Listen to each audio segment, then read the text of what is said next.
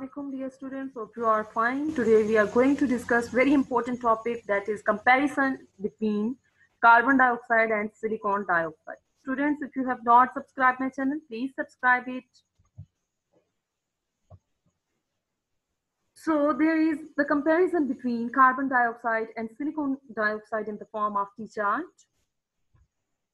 Starting from the first point, that is the physical state of matter. Carbon dioxide exists in the gaseous state at room temperature, while silicon dioxide is hard, brittle, solid at room temperature.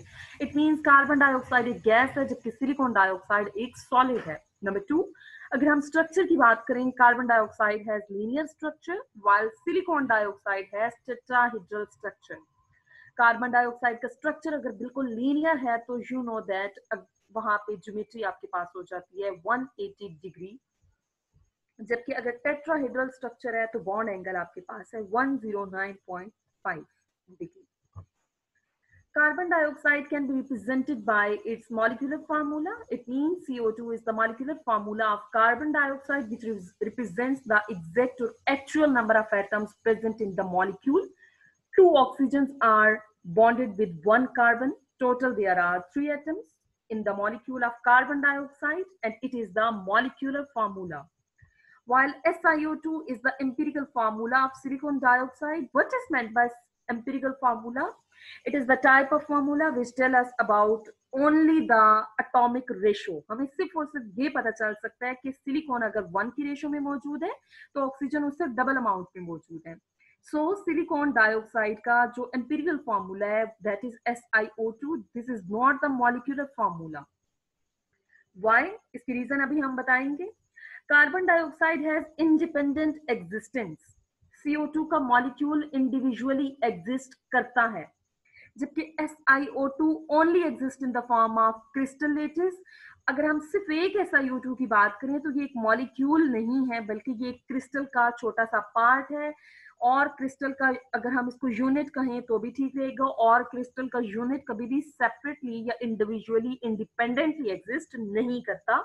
So we can say that SiO2 do not have individual independent existence. It exists in the form of whole crystal. Next, carbon dioxide. In carbon dioxide molecule, carbon forms 2 double bonds with 2 oxygen atoms. अगर आप यहाँ पे structure को देखें, carbon dioxide 2 oxygen एक carbon के साथ bond बनाया हुआ है. एंड यू नो बेटर के कार्बन हमेशा 4 बॉन्ड्स बनाता है. कार्बन टेट्रावेलेंट है. इट मींस कि कार्बन को अपनी वैलेंसी सेटिस्फाइड करने के लिए 2 ऑक्सीजन के साथ डबल डबल बॉन्ड्स बनाने हैं, तब जाके कार्बन की 4 की वैलेंसी सेटिस्फाइड होती है. जबकि अगर हम सिलिकॉन डाइऑक्साइड की बात करें तो सिलिकॉन डाइऑक्साइड में एक्चुअली 2 एटम्स इसके अपने हैं. 2 एटम्स ये नेबरिंग SiO2 के मॉलिक्यूल्स के शेयर कर रहा होता है. इट मींस कि silicon forms 4 single bonds with 4 other oxygen atoms.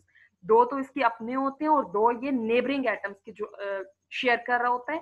क्योंकि अभी मैंने ऊपर आप लोगों को बताया कि ये पूरे के पूरे क्रिस्टल की फॉर्म में एग्जिस्ट करता है. इसकी अपनी कोई इंडिविजुअल या इंडिपेंडेंट एग्जिस्टेंस नहीं होती. इसलिए सिलिकॉन 4 एटम्स के साथ एट ए टाइम बॉन्ड बनाता है, जबकि कार्बन 2 एटम्स के साथ बॉन्ड बनाता है. यहाँ पे आपके पास स्ट्रक्चर बिल्कुल क्लियरली शो की गई है.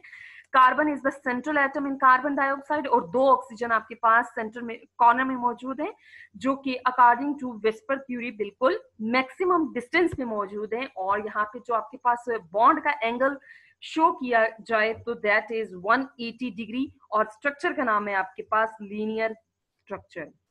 टॉकिंग अबाउट SiO2, SiO2 नहीं होता बल्कि ये SiO4 है अगर हम इसका डायग्राम बनाएं. क्यों? क्योंकि मैंने अभी रीजन बता दी है कि सिलिकॉन के जो 2 ऑक्सीजन होते हैं वो नेबरिंग मॉलिक्यूल के ये शेयर कर रहा होता है. इट मींस कि इसकी अपनी कोई इंडिविजुअल एग्जिस्टेंस नहीं है, ये पूरे के पूरे क्रिस्टल की फॉर्म में एग्जिस्ट करता है.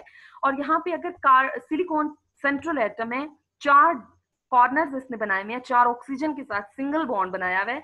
तो 4 के लिए जो हम वर्ड यूज करते हैं दैट इज टेट्रा, और कॉर्नर्स के लिए जो वर्ड यूज किया जाता है दैट इज हेड्रल. तो आपके पास ज्योमेट्री SiO2 का हो जाता है टेट्राहेड्रल. और जब आपके पास कोई मॉलिक्यूल परफेक्टली टेट्राहेड्रल मॉलिक्यूल होता है तो जो बॉन्ड एंगल ऑब्जर्व किया जाता है दैट इज 109.5 डिग्री का. और सिलिकॉन और ऑक्सीजन के दरमियान जो बॉन्ड लेंथ है दैट इज 162 पिकोमीटर। तो ये थे आपके पास आज के डिफरेंस जो कि कार्बन डाइऑक्साइड और सिलिकॉन डाइऑक्साइड में देखा। सबसे पहले हमने स्टेट की बात की, कार्बन डाइऑक्साइड गैसियस स्टेट में है जबकि SiO2 सॉलिड है। Number 2, carbon dioxide linear structure रखता है जबकि SiO2 टेट्राहेड्रल। बॉन्ड एंगल की बात करें तो carbon dioxide 180 degree linear structure है जबकि SiO2 109.5 डिग्री का बॉन्ड एंगल है।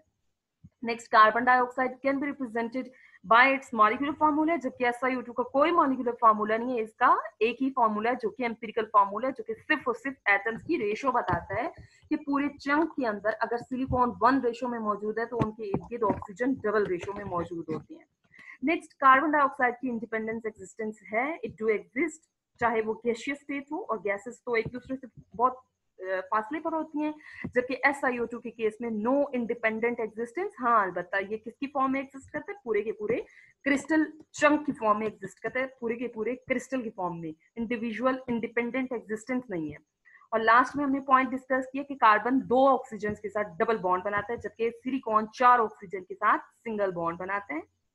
Hope you are clear. Thank you for watching.